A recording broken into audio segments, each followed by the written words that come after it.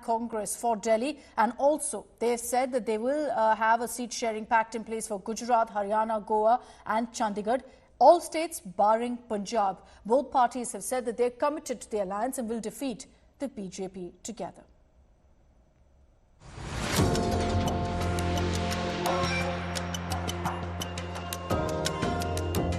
The Congress and AAP have finalized the seat-sharing formula for Delhi, Gujarat, Goa, Haryana and Chandigarh. There will be no alliance between AAP and Congress in Punjab. Delhi Lok Sabha में 7 सीटें हैं। आम आदमी party 4 पे लड़ेगी। Congress party 3 सीटों पर दिल्ली में चुनाव लड़ेगी। गुजरात में 26 लोकसभा सीटें हैं। 24 पर कांग्रेस लड़ेगी।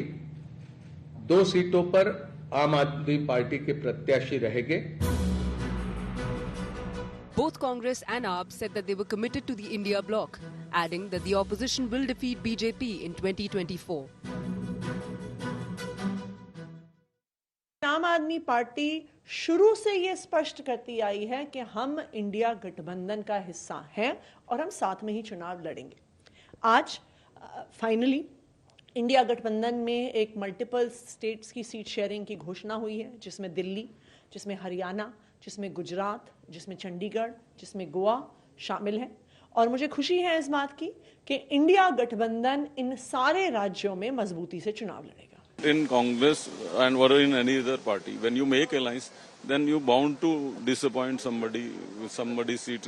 So I don't know the details, so I would not like to comment on it. By and large, Congress was mentally prepared, and Congress is physically and mentally both prepared to work for the alliance.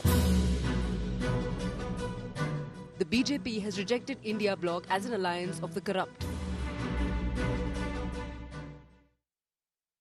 जो कांग्रेस को कहते थे कि ये देश को बेच चुकी होती, अब उस कांग्रेस के साथ अलायंस करते हैं। 4 पर हम लड़ेंगे, 3 पर वो लड़ेंगे।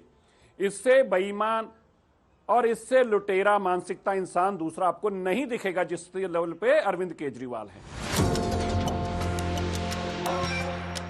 The opposition alliance, however, is clueless in West Bengal.